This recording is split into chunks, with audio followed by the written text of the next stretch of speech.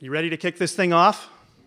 All right, my class is dealing with the perils, but also the promise of international law and politics. And why does this even matter? Because no longer can we be isolationist as in prior times before the First World War and the Second World War. Our entire world now is interconnected by the internet, technology, and mass transportation. Do you know that 3,000 years ago, there were 600,000 separate and independent world communities? Now, there are only 200. We're getting smaller, and we rub elbows with one another. For example, if Ebola, a disease like that, develops in Africa, it has the potential to come here.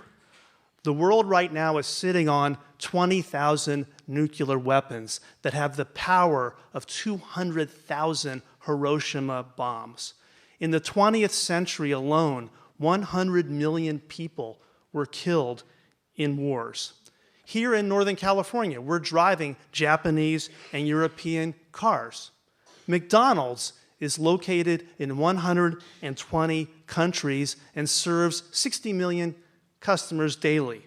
Coca-Cola is served 1 billion times a day in every country around the world.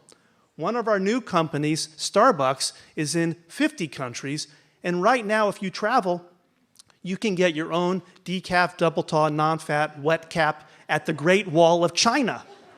That's where Starbucks is. So my point here is the world is growing smaller, and there are some benefits, but there can be some disputes, as we know. We're going to talk about them. So in week one, we're going to deal with the big picture. First, we're going to start with what are the sources of international law? Wow, I'm being told I have 1 minute left. Okay, we're going to talk about the big picture in week one, skipping ahead. In week two, we're going to deal with human rights violations because that's of global concern. In week three, we're going to talk about war and peace.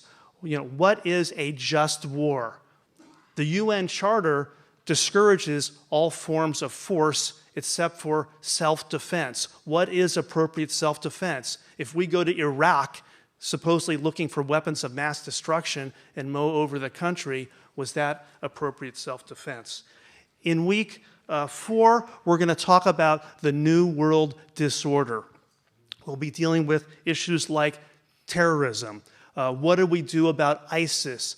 What happens in the wake of Paris and San Bernardino? We'll deal with issues like slavery and human trafficking. In week five, we're going to talk about the earth, the law of the land, sea, air, and space, an international concern. I'm almost done, I promise.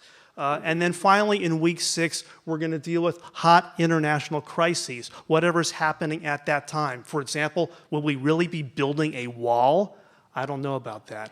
All right. Anyway, I hope you'll sign up for my course. I've already built out a rich, substantive PowerPoint of 339 slides for you. We're going to go deep. We're going to talk about the problems internationally, but we're going to talk about the promise, how the world actually is working beneficially and where it's going in the future. So thank you for having me. I'm glad to be back, and I hope to see you in my class. Great.